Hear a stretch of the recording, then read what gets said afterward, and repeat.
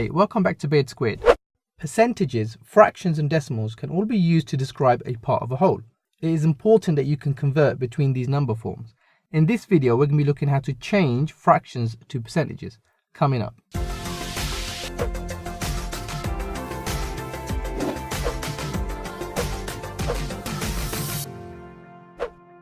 To start with the basics, this symbol is read as percent, which means in every 100. So therefore, X percent of anything can be written as X divided by 100. So whenever you see a percent sign, it means per every 100. So divided by 100. Now many fractions can be converted to percentage form by first writing the fraction with the denominator of 100. So let's have a look at our first example. Write the following as percentages: A, 1/4, B, 3/5, and C, 71/200. So for part A, I can easily write 1/4 with the denominator of 100.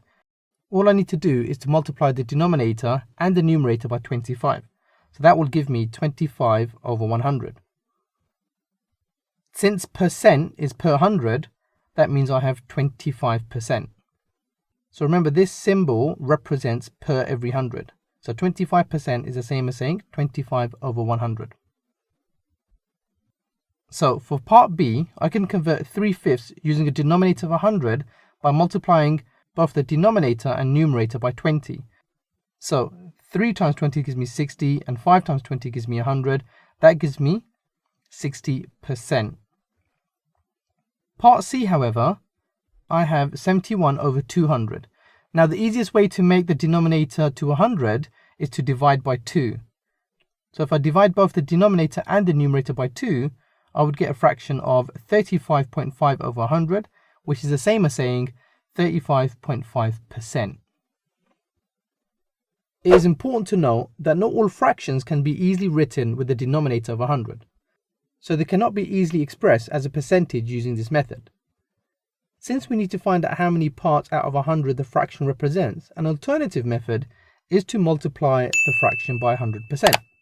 Since 100% is the same as 100/100, which is equal to 1, multiplying by 100% is the same as multiplying by 1.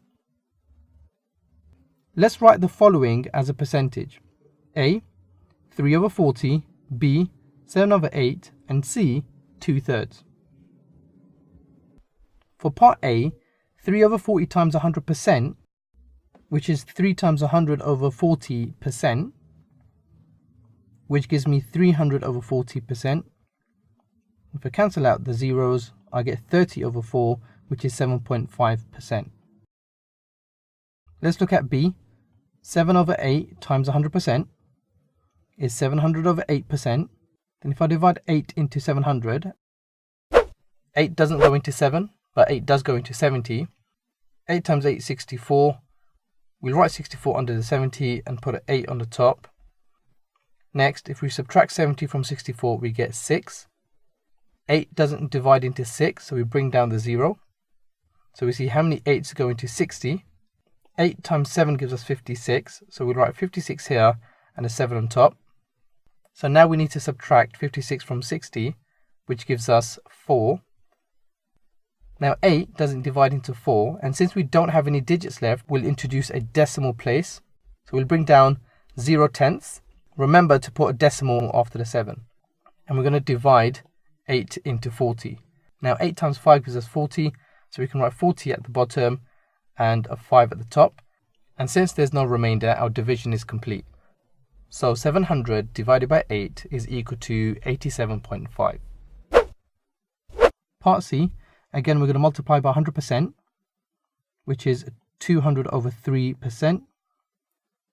And then if I do the division, 3 into 200 is 66.6 recurring, but then we can write that down as 2/3. So 66 2/3%. Right, let's look at another question then. A rectangular pizza is cut into 20 equal pieces. Chili has been put on 4 pieces. Part A, what fraction does not have chili? Part B, what percentage does not have chili? And part C, what percentage has chili? Pause the video here and have a go yourself. Part A, what fraction does not have chili? Well, if you count out the 20 pieces, there's 16 pieces here that do not have chili. So the fraction that don't have chili is 16 over 20. And we can simplify that to 4/5. So therefore, 4/5 do not have chili. Part B, what percentage does not have chili? Well, we know that 4/5 is the amount that doesn't have chili. Now, if I multiply the denominator by 20, I can make the denominator equal to 100. So whatever I do to the denominator, I must do to the numerator. So therefore, I'll multiply that by 20. That will give me 80 over 100. And because it's percent, I can write that as 80% does not have chili. So 4/5 is a fraction, 80% as a percentage. Finally, what percentage does have chili? Well, if we know that 80% does not have chili, then the remaining 20% does have chili. So 80% plus 20% makes 100%. So that means the remainder 20% does not have chili. So this has been a quick lesson on changing a fraction to percentage. If you found the video helpful, drop me a like. If you have any questions, put them in the comments below. I'll see you in the next one.